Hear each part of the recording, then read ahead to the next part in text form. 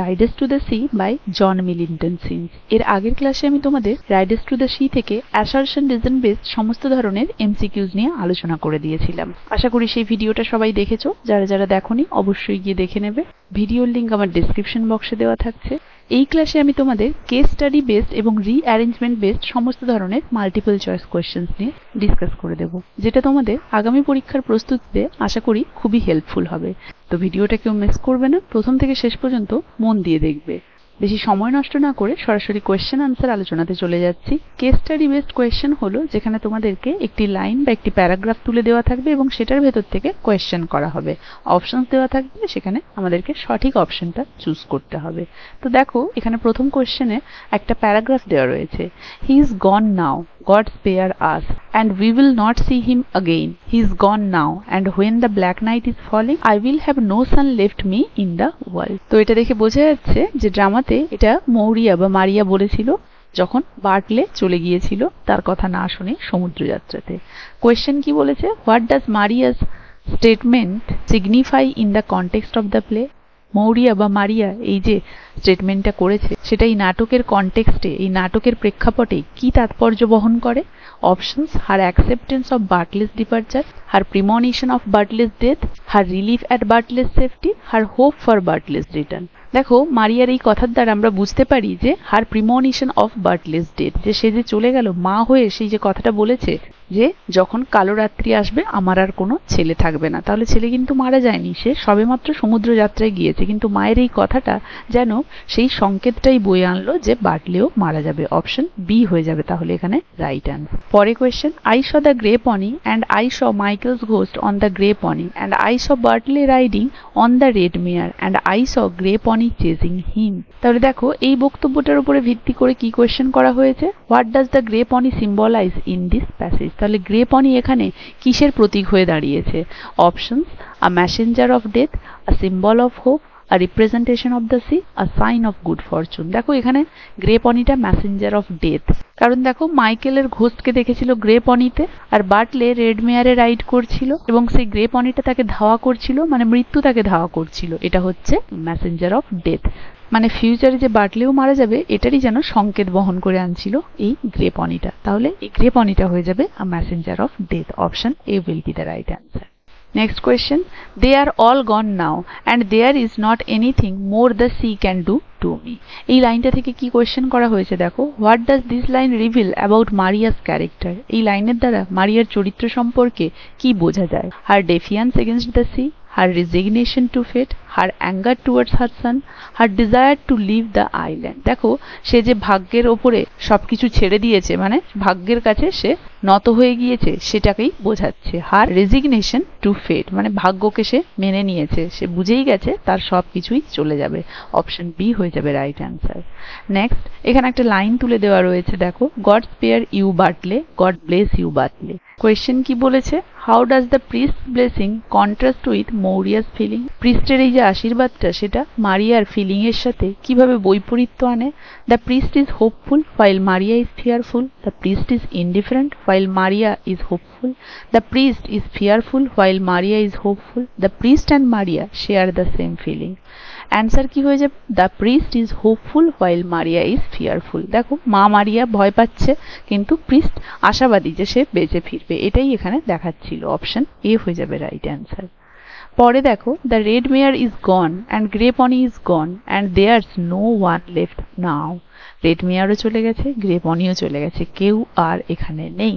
What do the red mare and grey pony represent in this context? এখানে red mare আর grey pony কি suggest করছে? Option A symbols of life and death, symbols of freedom and captivity, symbols of love and hatred, symbols of hope and despair. Red mare এবং grey pony এখানে life and death suggest করছে। Option A হয়ে যাবে right answer, কারণ বার্টলে red মেয়ার ছিল, সে এখনো বেঁচে ছিল। গ্রে পনিতে মাইকেল জোরে এসছে, সে মারা গেছে, তাহলে যে মারা গেছে সে death, grey pony death suggest করছে এবং রেড মেয়ার এখানে লাইফ সাজেস্ট করছে। Option A will be the right answer. এরপরে দেখো rearrangement based MCQs from riders to the sea বলেছে। Arrange the following events in chronological order. এই সেন্টেন্সগুলোকে পরপর সাজাতে বলা হয়েছে। ফার্স্টে আছে Maurya sees the ghost of Michael following Bartley, Bartley sets off to the Galway fair, Maurya returns with the bundle of bread, the body of Bartley is brought back. দেখো পরপর সাজার এই সেন্টেন্সগুলো, প্রথমে আসবে এইটা Bartley set off to the Galway fair, তারপরে তার মা তাকে রুটিটা দিতে পারলো না, ফিরে এলো। তারপরে হবে মা কি দেখলো না বার্টলে যাচ্ছে রেড পনিটা নিয়ে, তার পেছনে কিন্তু মাইকেলকে দেখেছিল।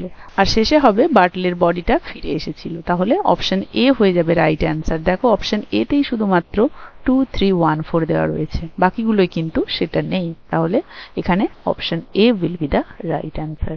Next question, arrange the following characters in the order of their appearance in the play. দেখো এখানে চরিত্রগুলোর নাম দিয়েছে এবং বলেছে এই নাটকে এই চরিত্রগুলোর অ্যাপিয়ারেন্স, উদ্ভব হওয়া বা স্টেজে প্রকট হওয়ার ক্রনোলজি অনুসারে সাজাতে।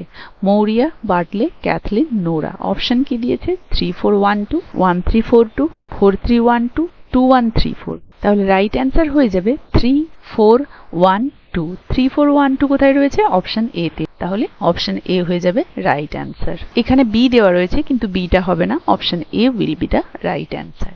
Next, arrange the following items in the order they are mentioned in the play. এই নাটকে যেভাবে উল্লেখ করা হয়েছে সেই অনুসারে পরপর নিচের এই আইটেমগুলো সাজাতে হবে।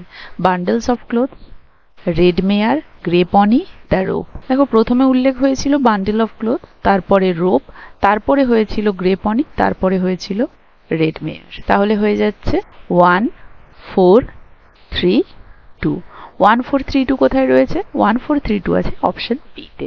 Option B will be the right answer. Next question, arrange the following events in the order they occur. কেমন ভাবে ঘটেছে সেই অর্ডারে আমাদেরকে নিচের এই সেন্টেন্সগুলো সাজাতে হবে। Maurya goes to the spinning wheel, Cathleen and Nora finds Michael's cloth, Bartley tells his family he will return in a few days, Maurya sees the ghost of Michael. কোনটা কিভাবে ঘটেছে সেভাবে সাজাতে হবে। এখানে প্রথমে ঘটেছে Bartley tells his family that he will return in a few days.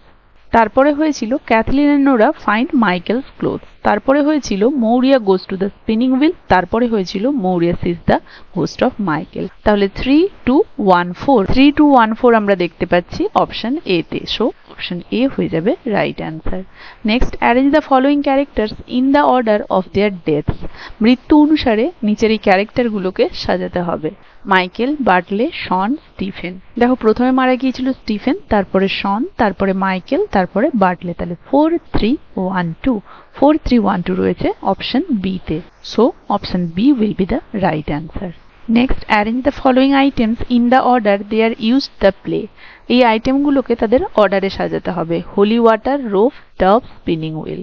তাহলে দেখো প্রথমে আসবে টাব, তারপরে আসবে স্পিনিং হুইল, তারপরে আসবে রোপ, তারপরে আসবে হোলি ওয়াটার। তাহলে 3, 4, 2, 1। 3, 4, 2, 1 অপশন বি তে হচ্ছে। Option B will be the right answer. Next, arrange the following events in the order they occur. কিভাবে ঘটেছিল সেই অনুযায়ী সাজাতে হবে। Maurya blessed Bartley, Kathleen and Nora argue over the bread, Mauria sees the ghost of Michael, Bartley leaves for the Galway fair। দেখো বার্টলে চলে গিয়েছিল, তারপরে রুটিটা দেওয়া হয়নি সেই নিয়ে কথা হয়েছিল। তারপরে হবে মারিয়া আশীর্বাদ করেছিল এবং সেই সময় সে ঘোস্ট দেখতে পেয়েছিল। তাহলে 4 দিয়ে শুরু হবে, আর 4 দিয়ে দেখো একটাই শুরু হচ্ছে, অপশন বি 4, 2, 1, 3।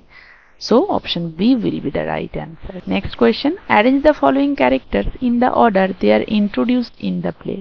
মারিয়া, নোরা, বার্টলে, ক্যাথলিন। এই নাটকে তাদের ইন্ট্রোডাকশন কেমন হয়েছে সেই অনুসারে আমাদেরকে সাজাতে হবে। দেখো প্রথমে আমরা এই নাটকে দেখতে পেয়েছিলাম নোরার ক্যারেক্টারটা, নোরা প্রথম কথা বলেছিল, তারপরে হবে ক্যাথলিন, তারপরে মারিয়া, তারপরে বার্টলে। তাহলে 2, 3, 1, 4। দেখো 2, 3, 1, 4 এখানে কোথাও নেই, একটু উল্টো পাল্টা হয়েছে। যদি এটাকে 3 করি আর এটাকে 1 করি তাহলে কিন্তু অপশন বি হতে পারে। তাহলে এখানে আমরা অপশন বি তে 2, 3, 1, 4 হিসেবে সাজিয়ে নেব এবং অপশন বি, অপশন এ হবে না, অপশন বি হয়ে যাবে right answer. And the last question, arrange the following events in the order they happened. কিভাবে ঘটেছে সেই হিসেবে আমাদেরকে সাজাতে হবে সেন্টেন্সগুলো। Maurya goes to the spinning wheel, Cathleen and Nora finds the bundle of cloth, Bartley tells his family he will return in a few days, Maurya's is the ghost of Michael. এই কোয়েশ্চেনটা একটু আগে দিয়েছিলাম, কিন্তু সেখানে সেন্টেন্সগুলো একটু অন্যভাবে সাজানো ছিল, এখানে অন্যভাবে দেওয়া রয়েছে। তাহলে দেখো, প্রথমে হচ্ছে বার্টলে ফ্যামিলিকে বলল যে সে যাবে, তারপরে আসছে তাকে রুটি দিতে ভুলে যাওয়াতে সেই কথোপকথন, তারপরে আসছে মারিয়া তাকে আশীর্বাদ দিতে গিয়েছিল ওই স্প্রিং ওয়েলের কাছে, কিন্তু সে গিয়ে দেখেছিল ঘোস্ট। তাহলে এখানে এসে যাচ্ছে 3-2-1-4 অপশন এ। 3-2-1-4 একমাত্র অপশন এ তে আছে, তাহলে এখানে অপশন এ হয়ে যাবে রাইট অ্যান্সার। তো রিঅ্যারেঞ্জমেন্ট এবং কেস স্টাডি বেসড সমস্ত ধরনের MCQs Riders to the sea থেকে আলোচনা করে দিলাম। আশা করি কারো কোথাও অসুবিধে নেই, প্রথম থেকে শেষ পর্যন্ত সবাই বুঝতে পেরেছো। কার কেমন লাগলো জানাবে, ভালো লাগলে একটা লাইক আর শেয়ার করে দেবে, এবং যারা যারা আমার চ্যানেলটা এখনো সাবস্ক্রাইব করোনি কাইন্ডলি চ্যানেলটা সাবস্ক্রাইব করে দেবে। এই ক্লাসটা তাহলে এখানেই শেষ, দেখা হচ্ছে এর পরের ক্লাসে নতুন একটা টপিক নিয়ে।